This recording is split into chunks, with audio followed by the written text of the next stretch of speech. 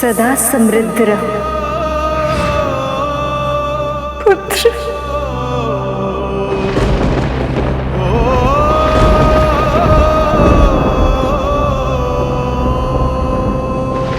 इसका हंसता मुस्कुराता मुख अभी भी मेरी दृष्टि के सामने।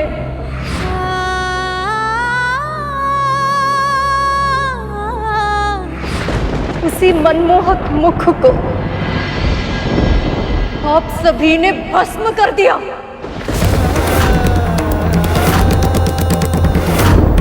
हम सभी से चाहे कितना भी दुलार क्यों न करे, कितना भी स्नेह क्यों न दे, पर इसके लिए सबसे अधिक आकर्षण इसके माँ का आंचल ही था।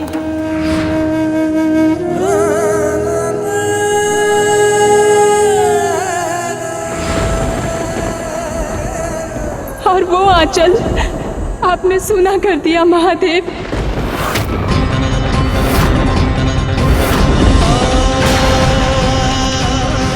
देवी पार्वती की केवल एक ही इच्छा थी कि कैलाश में कोई ऐसा हो जो केवल उनकी आज्ञा का पालन करे,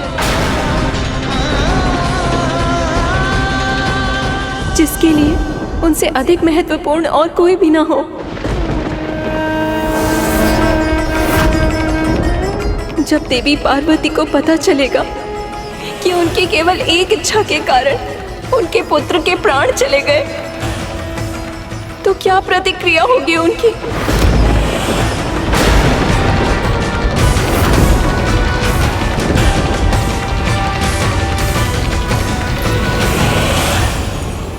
आप चुप क्यों है नारायण? आपने तो स्वयं सखी को मनवांचित पुत्र का वरदान दिया था। आप तो जानते थे ना कि वो बालक जो कुछ भी कर रहा है केवल एक कृष्ण मात्र भक्ति के कारण कर रहा है। तो फिर आप अपने क्रोध पर नियंत्रण कैसे नहीं रख सके? बताइए ठाकुर। भूल हमसे हुई है माँ।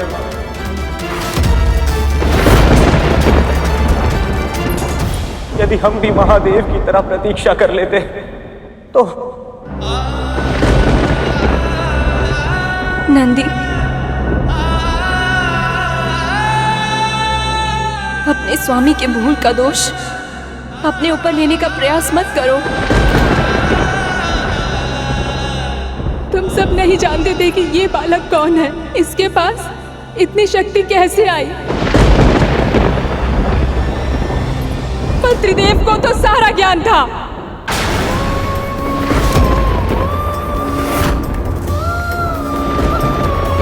फिर संपूर्ण सृष्टि के सबसे महान भगवान एक बालक को नियंत्रित करने के लिए उसके शीश को धड़ से अलग करने के अतिरिक्त आप कोई उपाय नहीं खोज पाए।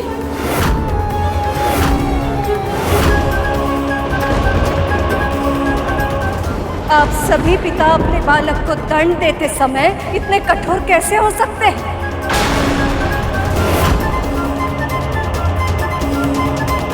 कि ना कि आपके हृदय में करुणा का अंकुर फूटता है, ना ही हाथ कांपते हैं।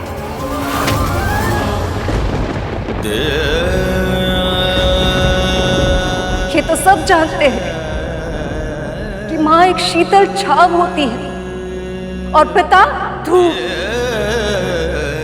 किंतु आज ये धूप इतनी तीव्र कैसे हुई कि एक अंकुर को पनपने से पहले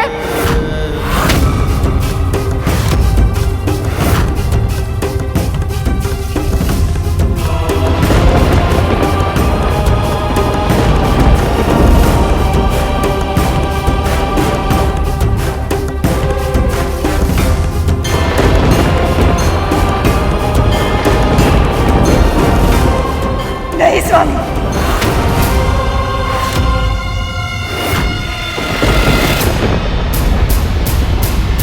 आज नहीं।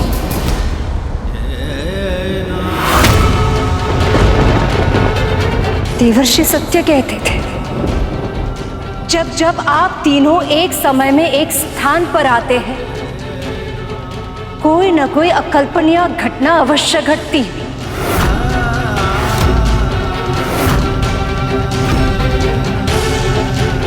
और आज यह जो कुछ भी हुआ है वो कल्पनीय घटना का अंत नहीं है। आज आपने एक मां को उसके पुत्र से अलग किया है और संसार में कोई भी मां अपने संतान की रक्षा के लिए दुर्गा का रूप लेती है।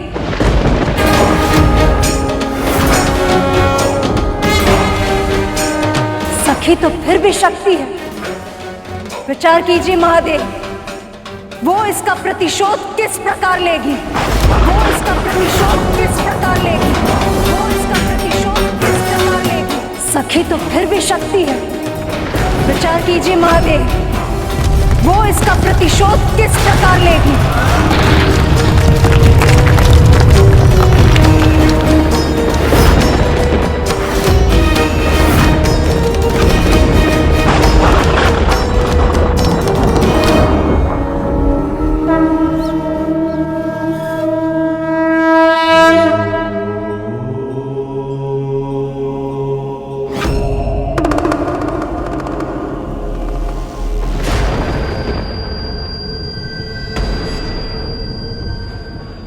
ये बेलपत्र कैसे जल गया? महादेव,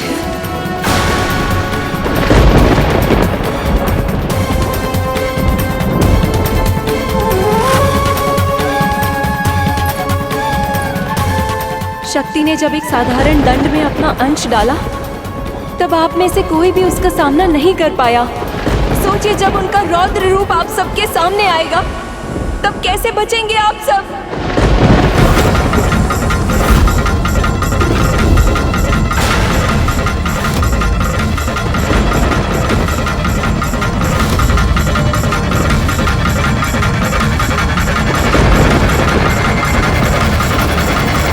महादेव, आ गए आप?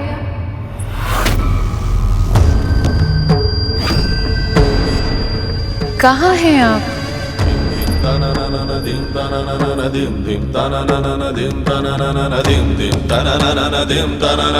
इतना विलंब क्यों हो रहा? स्वयं जाकर देखना।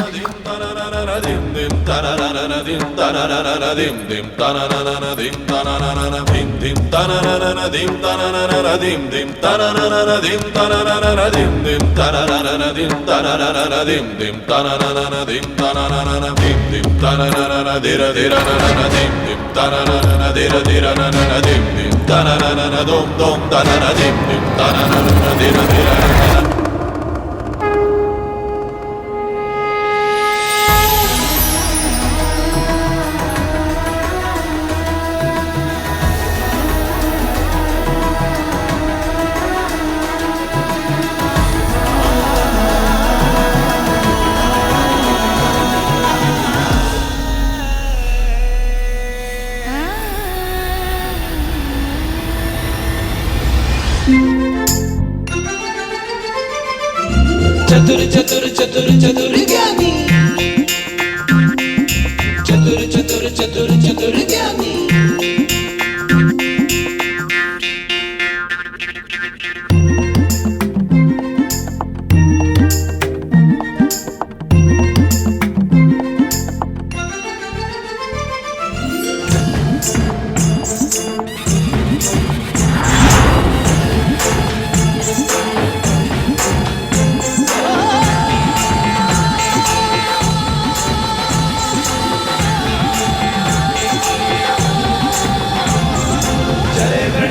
जय गणेश देवा, जय गणेश जय गणेश देवा।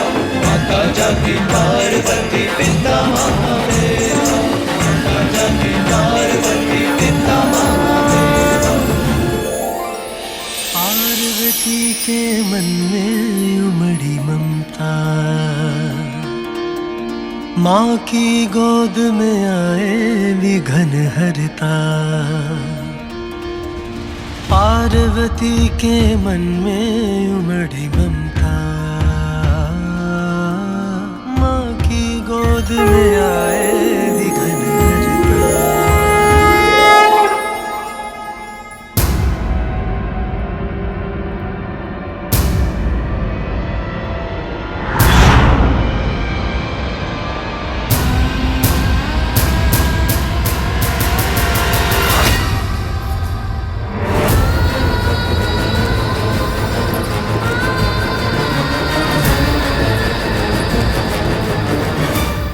स्वप्न था।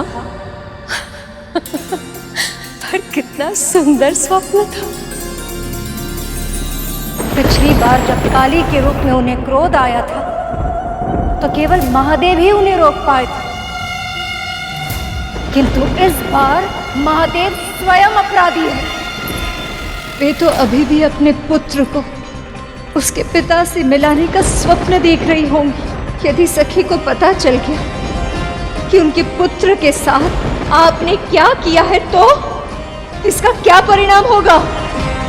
ऐसे में जब शक्ति शिव से टकराएंगी तो क्या होगा ये कोई नहीं जानता।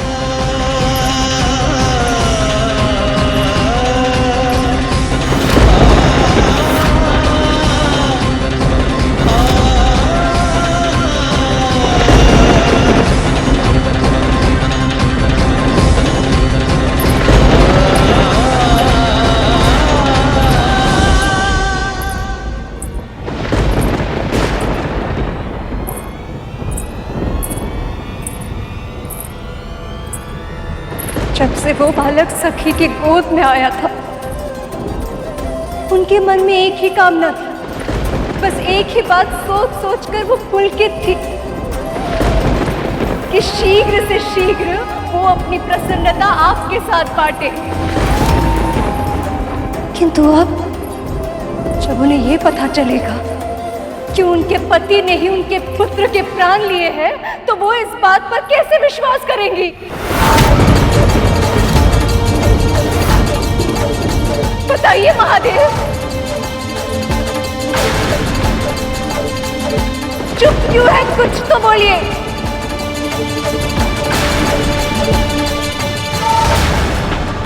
कुछ तो बोलिए महादेव, कुछ तो बोलिए महादेव, कुछ तो बोलिए महादेव, कुछ तो बोलिए महादेव, कुछ तो बोलिए महादेव।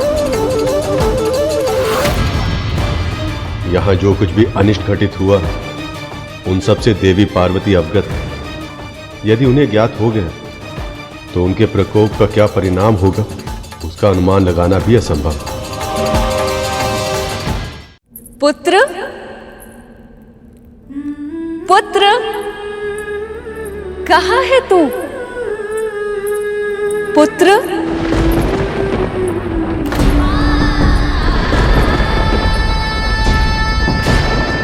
जो पुत्र उनका स्वर गूंजने से पहले उनकी सेवा में उपस्थित हो जाता था, अब वो कभी उनका स्वर नहीं सुन पाएगा।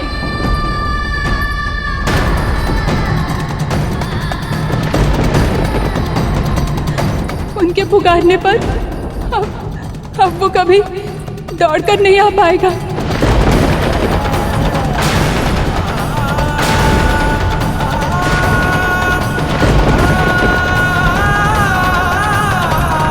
पुत्र, पुत्र,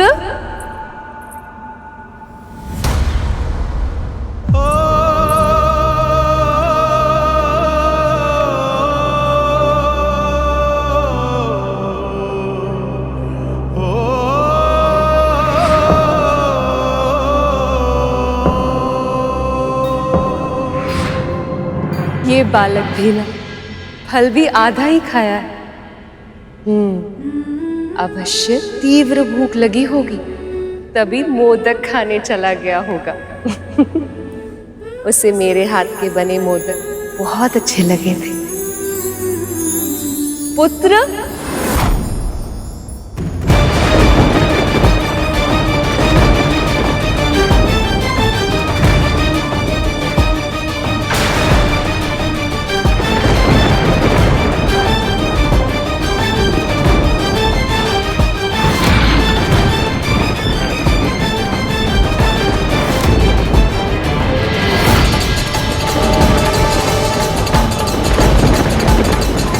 लगता है ये सब महादेव और मेरे पुत्र से मिलने आए हैं।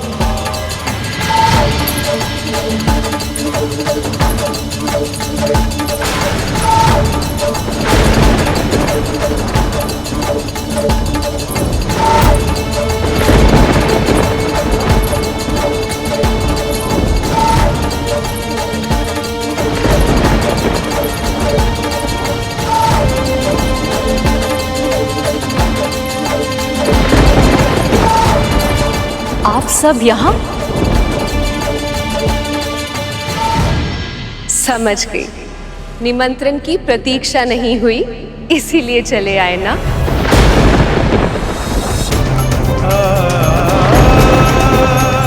मुझे पता था आप सब कोई बात छुपा नहीं पाएंगी। अपने अपने पति को मेरे पुत्र के जन्म की सूचना दे ही दी।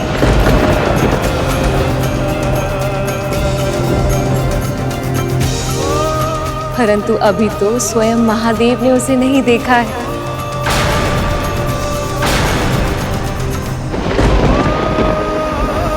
पर वो है कहाँ?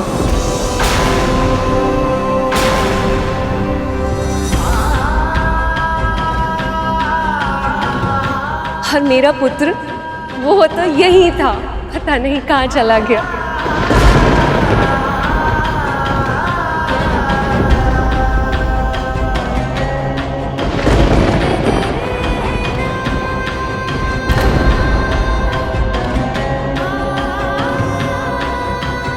क्या हुआ? अरे आप सब चुप क्यों हैं? नंदी, क्या समस्या है? बताओ।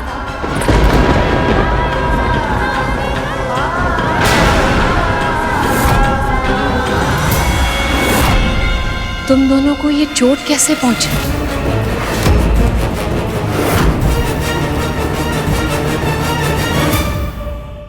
क्या गजासुर ने कोई क्षति पहुंचाई है?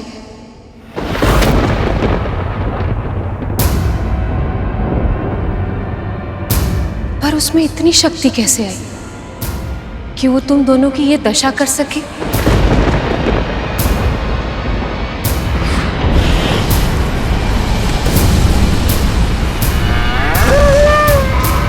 जिसने तुम्हारी ये दशा की, महादेव ने उस दुष्ट को कोई दंड दिया कि नहीं?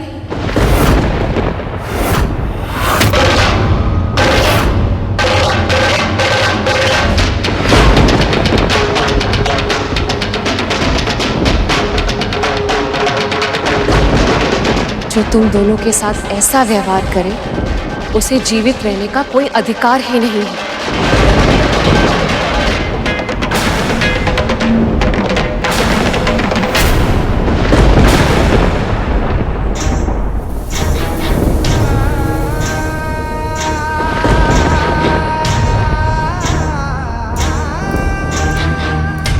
और देवराज आप, अग्नि, वायु, आप सबकी ये दशा किसने की?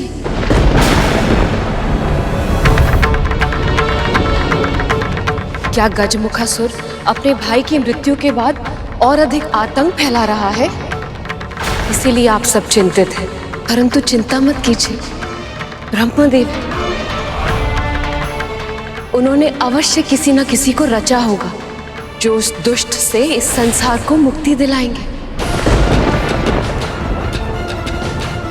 जिस दुष्ट के विषय में देवी बात कर रही वो कोई और नहीं बल्कि महादेव है, और स्वयं महाकाल के विरुद्ध किसी की क्या रचना हो सकती है?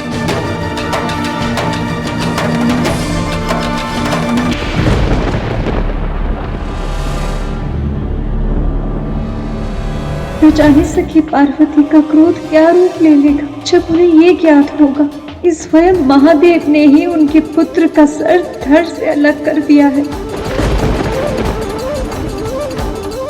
और वैसे भी भैया विष्णु के होते हुए आपका या किसी भी पुण्य आत्मा का कोई अहित कैसे हो सकता है भला?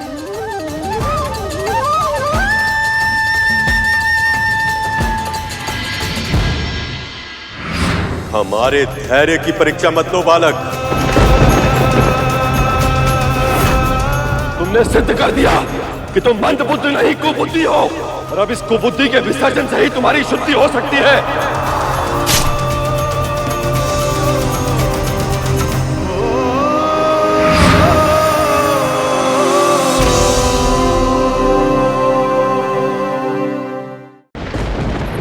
भैया, आपका धन्यवाद भी मैं कैसे करूं?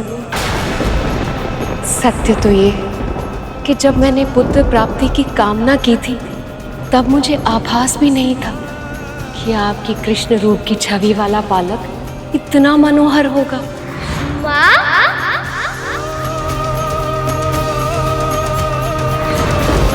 वो तो सच में इतना नटखट है, इतना मनमोहक है। जब मैं उसकी आंखें देखती हूँ, जब मैं उसका मुख देखती हूँ, तो मुझे इतने सुख का आभास होता है जिसकी मैं कल्पना भी नहीं कर सकती। उसकी आंखें बिल्कुल आपकी तरह, और मुस्कुराहट मुस्कुराहट तो ऐसी है कि सम्मोहित कर ले।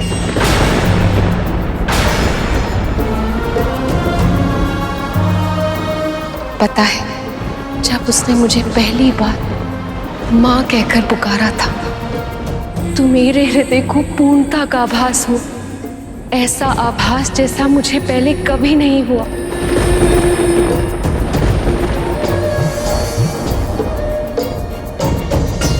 भैया, आपने मेरे पति की उस दुष्ट असुर से रक्षा की, उन्हें मुक्त कराया, मुझे मन वांछित पुत्र प्राप्ति का वरदान भी दिया।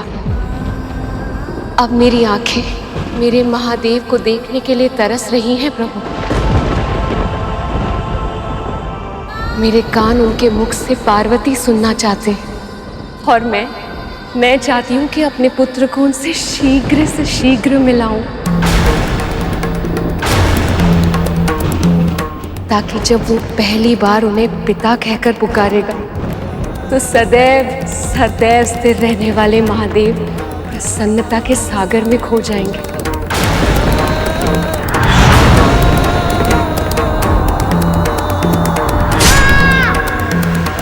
पर वो है कहाँ?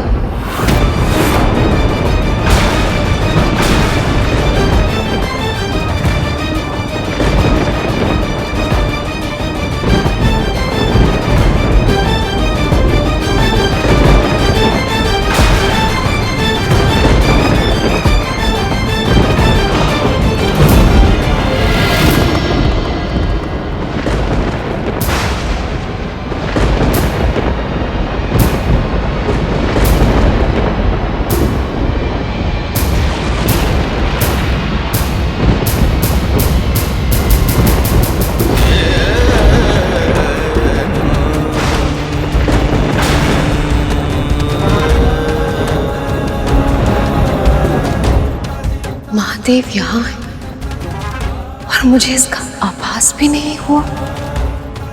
ऐसा क्यों?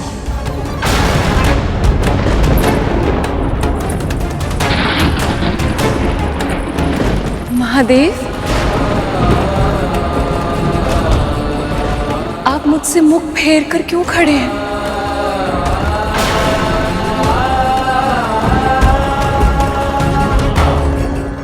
मुझसे कोई भूल हुई है क्या?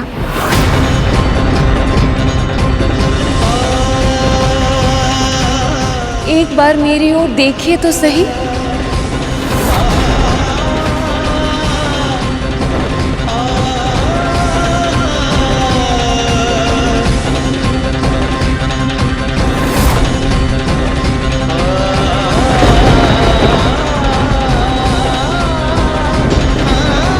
हुआ क्या है?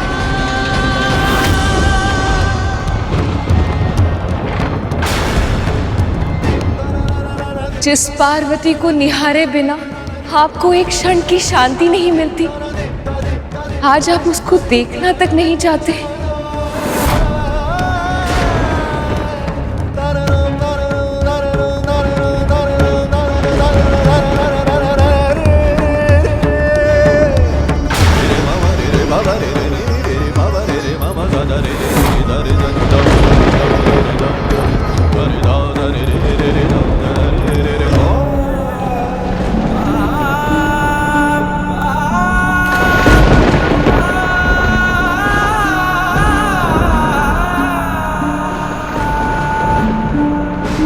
मेरे महादेव के मुख पे उदासी,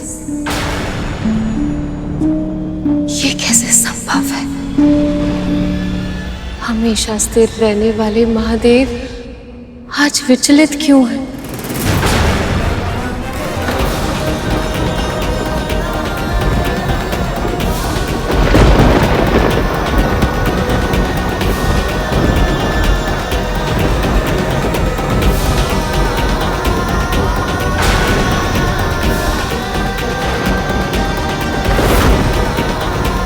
आपको कैसे बताऊं प्रिय कि मुझसे जो क्षति हुई है वो आपकी क्षमा के योग्य नहीं है। मुझसे आपकी भावनाओं को ठेस पहुंचने की भूल हुई है। ये महादेव के मुख पर इतनी उदासी क्यों है? ये अवश्य कोई अनहोनी का संकेत है।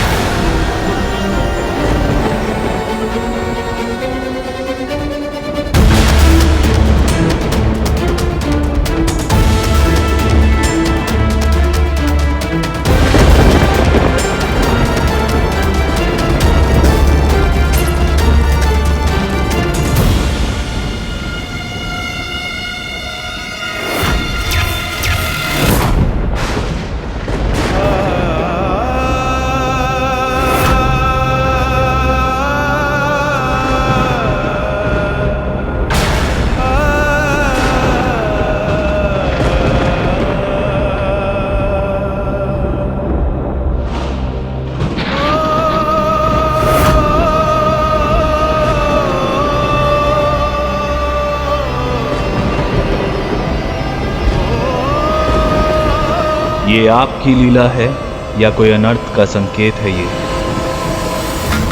ये अवश्य संसार के कल्याण के लिए महादेव का परोपकार है। किंतु माँ की पीड़ा, काश मैं उनकी पीड़ा को ग्रहण लगा सकता।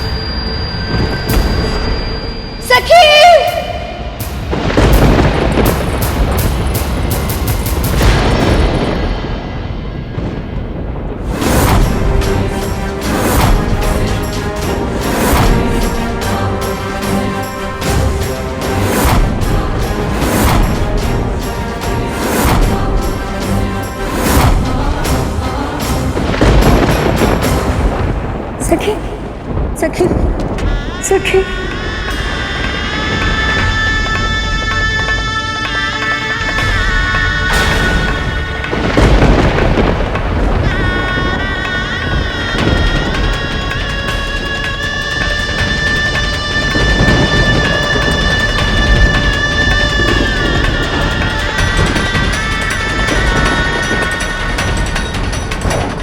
सखी।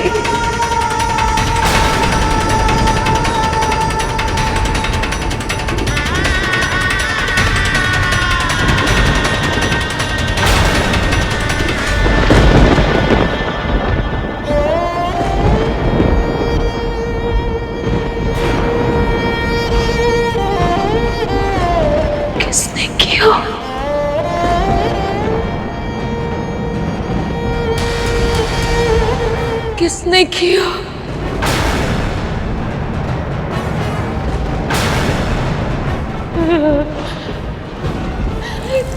किसने किया ये? किसने किया ये?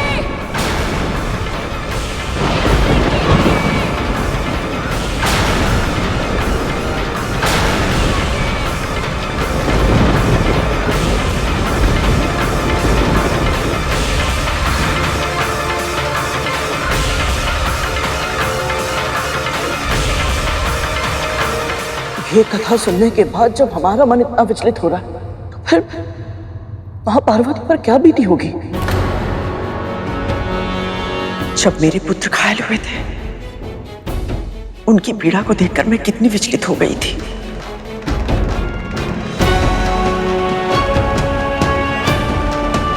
मैं समझ सकती हूँ कि देवी पार्वती की पीड़ा कितनी अधिक होगी।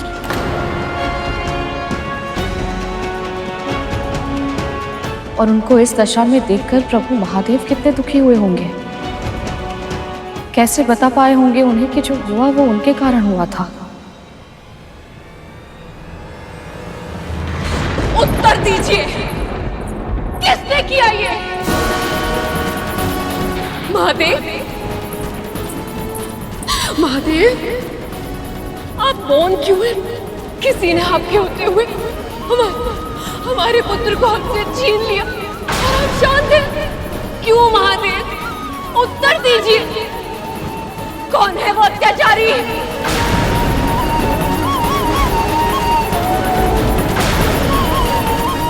आप सबको क्या लगता है, यदि आप मुझे सत्य नहीं बताएंगे तो क्या मुझे सत्य का पता नहीं चलेगा?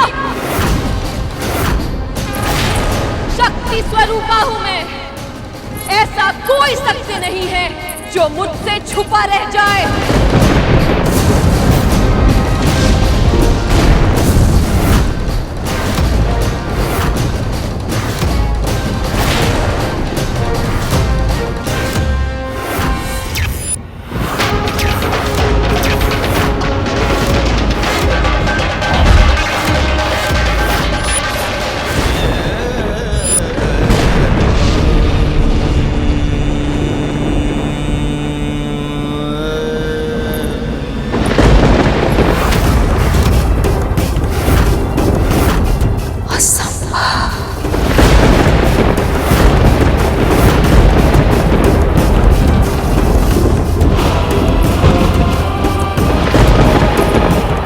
महादेव, आप अपने पुत्र के साथ ऐसे कैसे कर सकते हैं? कैसे कैसे काट दिया आपने मेरे पुत्र का शीश? क्या आप जानते नहीं थे कि वो मेरा पुत्र है?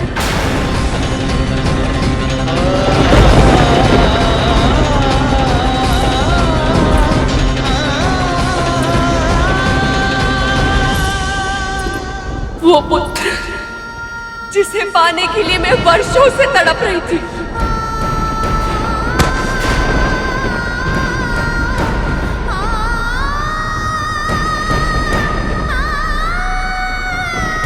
मेरी प्रसन्नता का स्रोत ही भस्म कर दिया। भस्म कर दिया, भस्म कर दिया, भस्म कर दिया।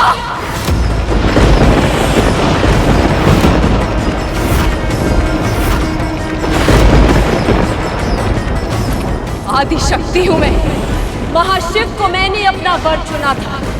जब तारकासुर के वध के लिए इस सृष्टि को शिव और शक्ति के पुत्र की आवश्यकता थी, तब मैंने उस रूप में इनसे दूर जाने के बाद सती के रूप में अवतरित हुई।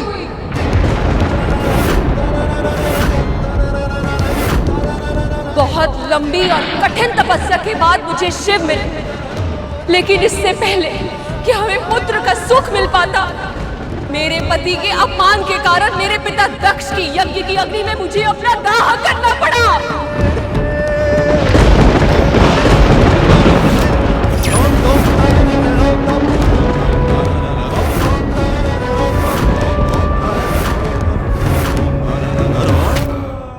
अब तक वो जलन मुझे अनुभव होती है।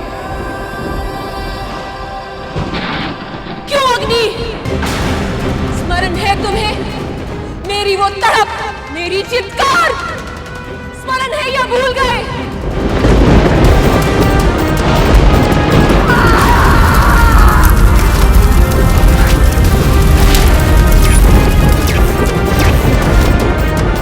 पर शिव से एक पुत्र की कामना मेरी उस भस्म में भी जीवित थी, और इसीलिए इन्हें पाने के लिए मैंने हिमालय पुत्री पार्वती बनकर फिर से जन्म लिया। और आप समाधि में लिए आपको मेरे वापस आने का आभास तक नहीं हुआ। वर्षों तक तपस्या करनी पड़ी मुझे, तब जाके आप प्रसन्न हुए और हमारा विवाह हुआ। और हमारे विवाह के बाद क्या हुआ, स्मरण है ना आपको महादेव? स्मरण है ना कि क्या हुआ था मेरे पहले पुत्र कार्तिकेय के जन्म के समय?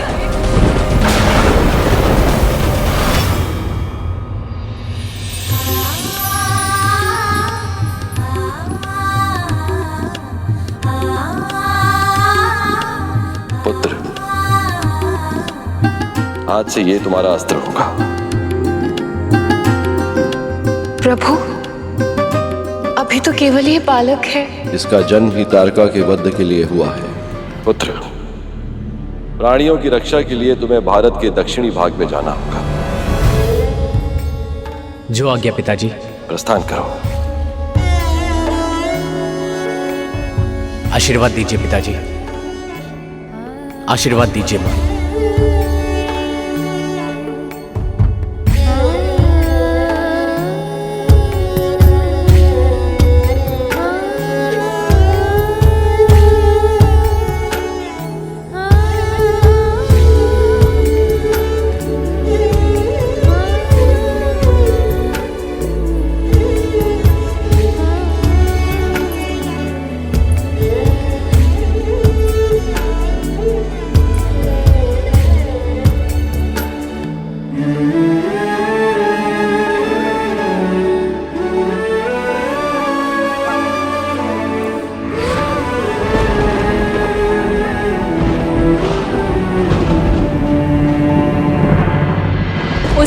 आपने संसार के सभी प्राणियों की रक्षा की दुहाई देकर मेरे पुत्र कार्तिकेय को मुझसे दूर कर दिया। वो दुख भी सहा मैंने,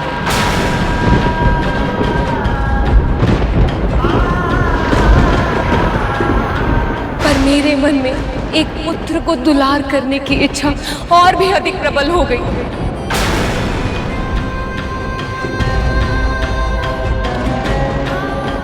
और उसे पाने के लिए मैंने पुण्य व्रत किया।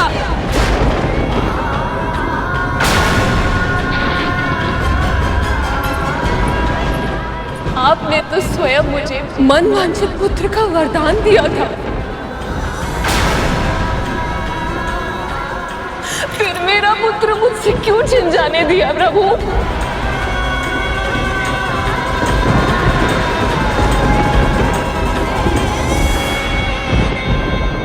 क्यों नहीं रोका महादेव को?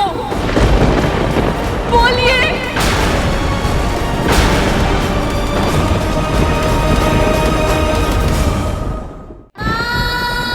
और आप ब्रह्मदेव, आपने भी कुछ क्यों नहीं कहा?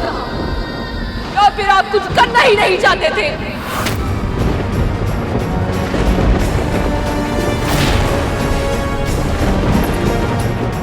इस सृष्टि के आरंभ में आपने ब्रह्मदेव का अहंकार दूर करने के लिए काल भैरव का रूप लेकर उनका शीश काट दिया था। फिर सती के रूप में मेरे भस्म हो जाने के बाद वीरभद्र का रूप लेकर प्रजापति दक्ष का शीश काट दिया था। अपने शक्ति प्रदर्शन के लिए आपको शीश काटने के अतिरिक्त और कुछ आता है या नहीं? और कुछ आता है या नहीं? और कुछ आता है या नहीं? और कुछ आता है या नहीं? उत्तर दीजिए महादेव। आप सर्वशक्तिमान हैं, ईश्वर, तो क्या किसी का भी शीश काट देंगे, चाहे वो आपका अपना पुत्र ही क्यों ना हो? क्यों महादेव, क्यों? उत्तर दीजिए मेरे प्रश्न का। क्या अपराध था मेरे पुत्र का? कौन सा पाप किया था उसने? किसी का अहित किया था जो सब पर उपकार करने वाले असुरों तक को वरदान देने वाले भोले भंडारी ने एक अन्य से बालक को इतना कठोर दंड दे दिया? उत्तर दीजिए ना महादेव, उत्तर दीजिए ना महादेव, उत्तर दीजिए ना महादेव, उत्तर दीजिए ना महादेव।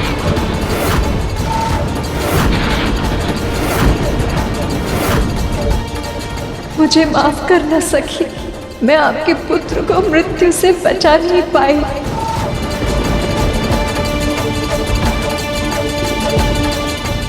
मैं आपकी खामोशी की वजह समझ सकता हूं सर। आपने तो मुझे हत्या के दंड से बचा लिया, लेकिन खुद देवी पार्वती के दोषी बन गए। उत्तर दीजिए ना महादेव। महादेव के पास देवी पार्वती के प्रश्नों का कोई उत्तर नहीं, पर यदि उनके क्रोध ने विराट रूप ले लिया तो ना जाने उसका कितना दुर्गम परिणाम होगा।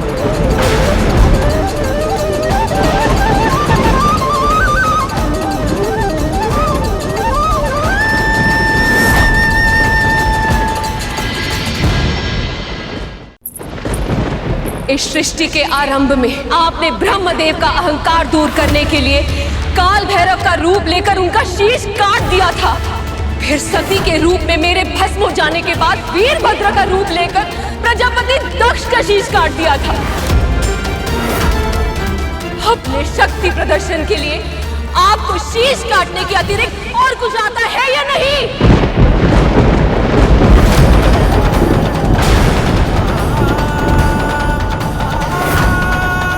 उत्तर दीजिए महादेव।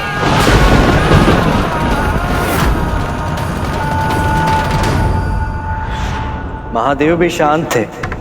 वे जानते थे कि मां पार्वती उस समय जिस मानसिक स्थिति में थी, उस भावुकता में वो ना तो सत्य सुन पाती और ना ही उसे समझ पाती।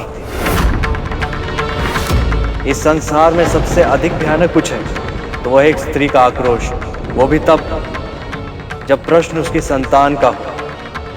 और फिर शिव से प्रश्न करने वाली कोई साधारण स्त्री नहीं थी। आदि शक्ति का स्वरूप स्वयं मां पार्वती थी।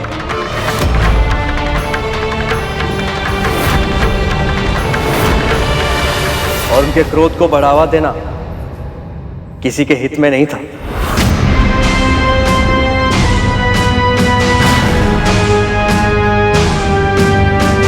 फिर क्या हुआ गुरुदेव? वो ही जो माता पिता को झगड़ा करते देखकर संतानों के साथ सदैव होता है। माँ, हमसे भूल हो गई माँ। कैसी भूल?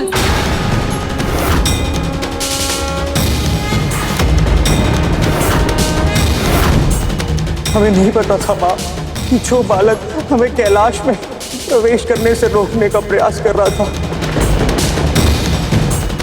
वो आपका पुत्र है।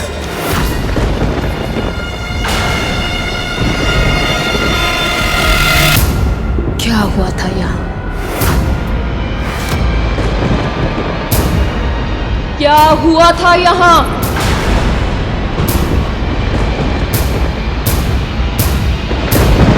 मैंने पूछा क्या हुआ था यहाँ?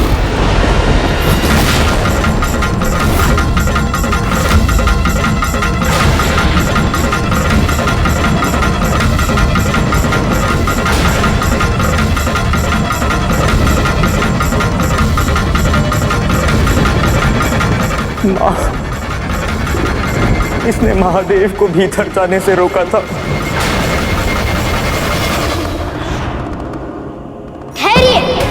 माँ के आगे कि जब तक वो स्वयं बाहर ना आ जाए तब तक किसी को भीतर जाने की अनुमति ना दो। हमारे विरोध करने पर हमसे युद्ध करने लगा। अब तुम्हें दंड देना ही होगा।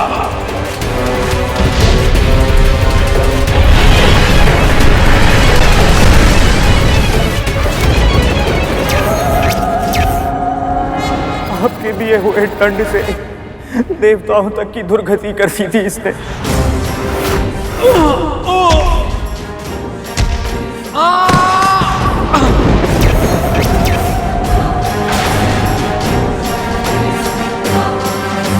जब ब्रह्मदेव और प्रभु नारायण ने इसे रोकना चाहा, इसने उन्हें भी अपमानित किया।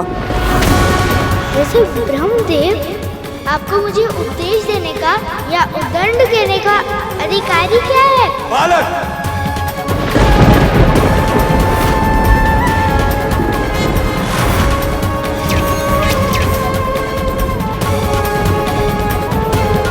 महादेव आए।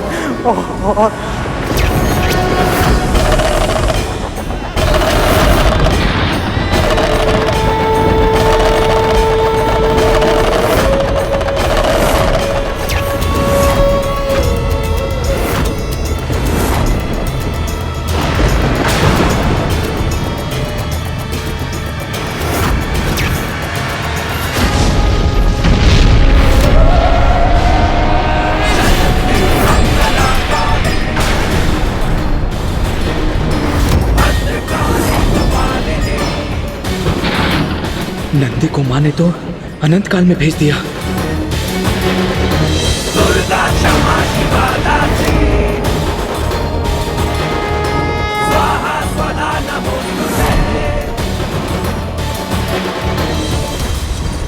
यदि मेरे पुत्र ने मेरे कहने पर आप सबको कुछ क्षण के लिए भीतर प्रवेश नहीं करने दिया, मेरी आज्ञा का पालन किया, केवल इसलिए आप सब दिव्य पुरुष मिलकर उस नन्हे से बालक से युद्ध करने के लिए तत्पर हो गए,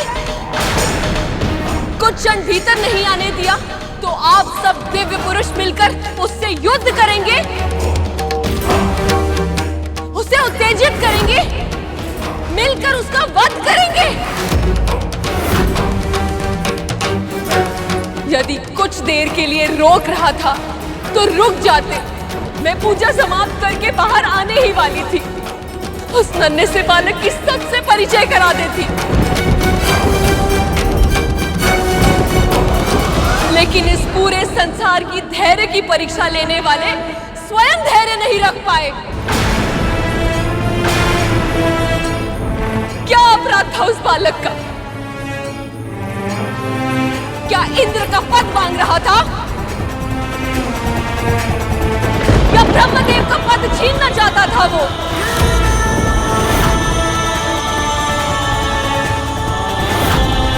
क्या आज के इस नृशंस हत्या के बाद इस पूरे संसार में कोई भी बालक अपनी मां की आज्ञा का पालन कर पाएगा?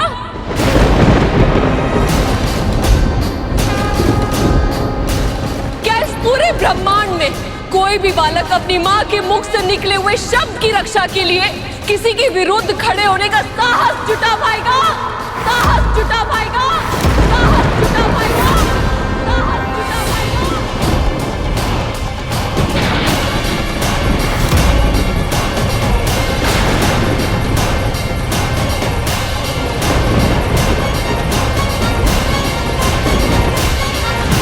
जब तक ये कथा मैं प्रभु विष्णु के पक्ष से सुन रहा था, मुझे बस यही लग रहा था कि उस बालक को उसकी उद्दंडता का दंड मिलना ही चाहिए था। हाँ, तो अब जब मां पार्वती के दृष्टिकोण से सुन रहा हूं तो मन विचलित हो रहा है गुरुदेव। मस्तिष्क में बस एक ही प्रश्न आ रहा है कि जो कुछ हुआ क्या वो सही था? इसलिए हर विषय को उसकी संपूर्णता में समझना चाहिए कर, और उसके लिए आवश्यक होता है उसे हर दृष्टिकोण से देखना, जानना और परखना। जो हुआ वो क्यों हुआ, उचित हुआ या अनुचित, इन सब के उत्तर समय के गर्भ में छिपे होते हैं और कभी कभी पूरा जीवन जीने के बाद उनके उत्तर प्राप्त होते हैं। और इस स्थिति में कुछ ऐसा ही हुआ। मां पार्वती का दुख अविश्वास से क्रोध, क्रोध से क्रंदन और क्रंदन से फिर रौद्र अवस्था में पहुंचने वाला था।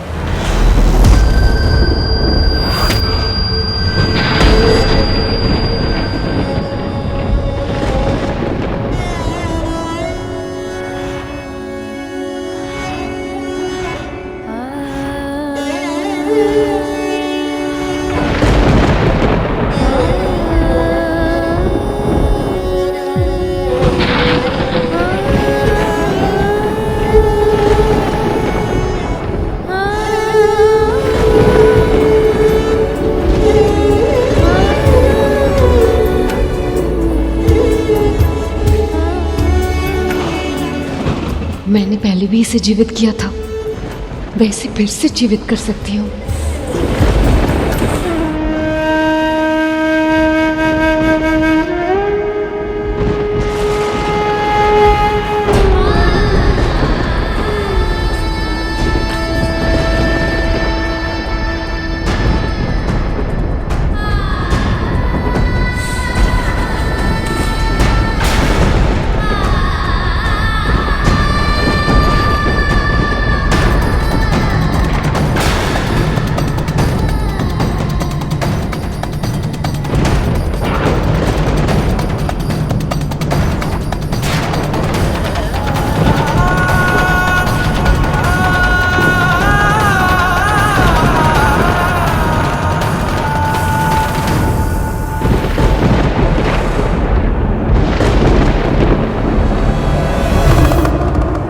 असंभव प्रयास मत कीजिए प्रिय।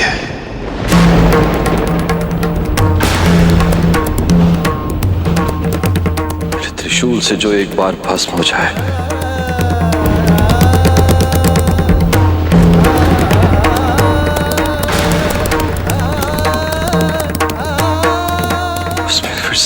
नहीं आ सकते।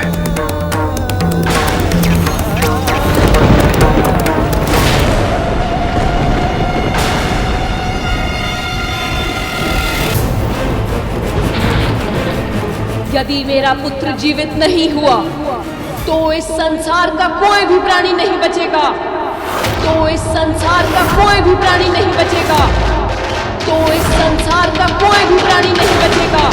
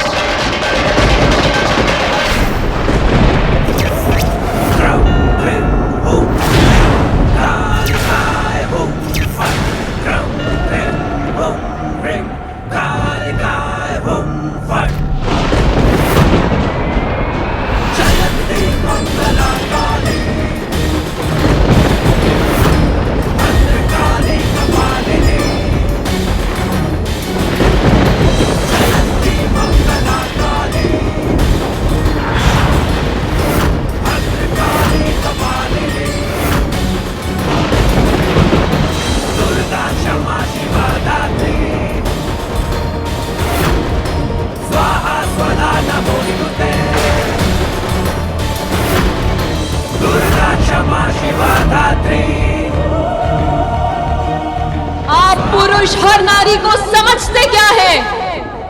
आप कुछ भी करेंगे और नारी हर स्थिति में सब कुछ सहती रहेगी।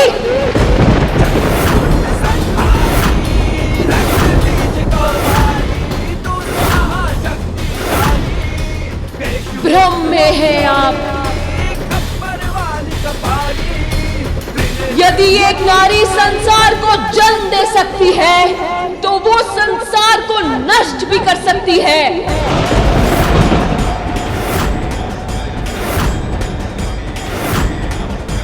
सबका विनाश होगा आज, सबका।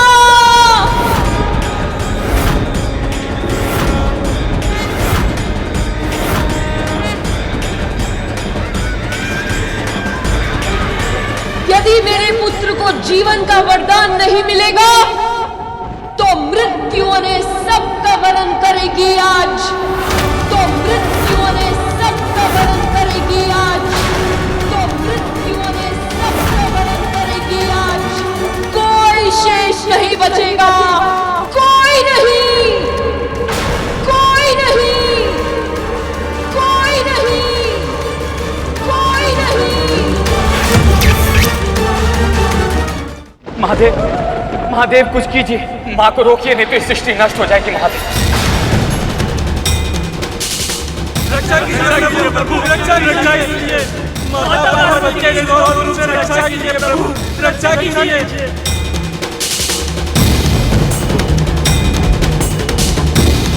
नारायण, जो आपके मन में है वही भय मुझे भी है ब्रह्मदेव। इस समय तो महादेव भी आदिशक्ति पार्वती को नहीं रोक पाएंगे।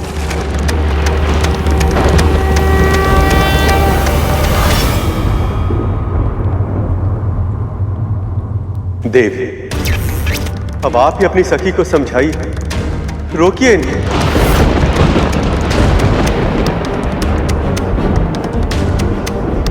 समझने की आवश्यकता आप सभी को है, जिनके सामने एक माँ के पुत्र का कोई महत्व नहीं,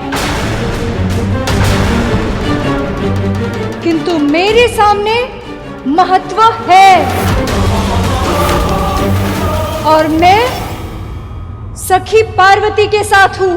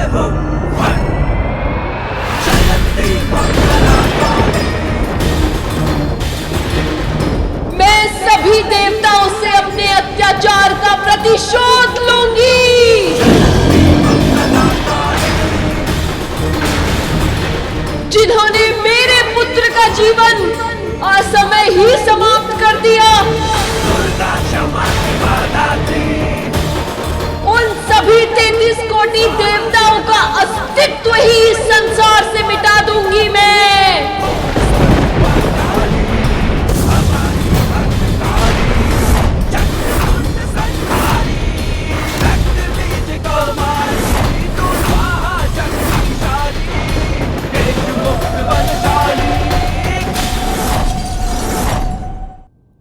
मां के उस रूप का वर्णन करने में मैं भी असमर्थ हूं। अपनी आंखों से देखकर, स्वयं उस ऊर्जा का साक्षी बनकर उनकी दिव्य शक्ति का अनुभव किया जा सकता है। एक सीधी सादी गाय अपने बछड़े पर संकट का आभास करते सिंह का सामना करने के लिए तैयार हो जाती, तो फिर वो तो आदि शक्ति, उनकी शक्ति से ही यह संसार संचालित है। हम सब में उनकी शक्तियां हैं, तो फिर आदि शक्ति मां पार्वती अपने पुत्र की अकाल मृत्यु को कैसे सहन कर पाती?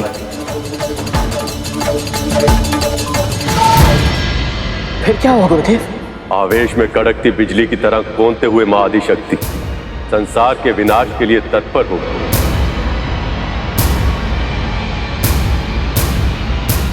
और उन्होंने अपनी उग्र शक्तियों को प्रकट करना आरंभ कर दिया। तुम्हें तो रक्षक बनना था, पर बन गए भक्षक।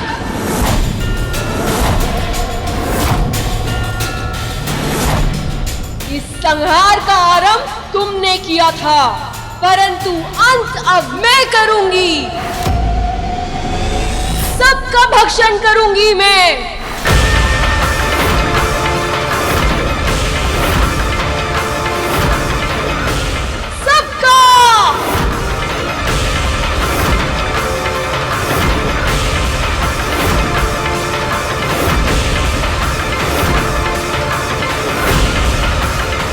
ये क्या कर दिया मैंने? मेरी वक्र दृष्टि केवल उस बालक पर पड़ी, किंतु उसका फल अब समस्त संसार को भोगना पड़ेगा। कुछ कीजिए महादेव, रक्षा कीजिए प्रभु, रक्षा कीजिए।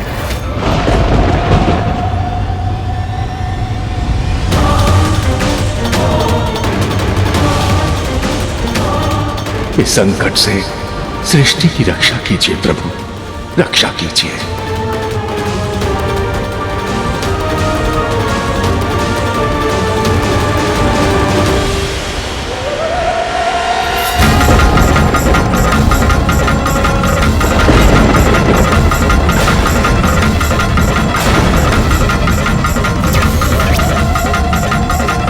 हे महादेव, अब देवी पार्वती के क्रोध से संसार की रक्षा कैसे होगी?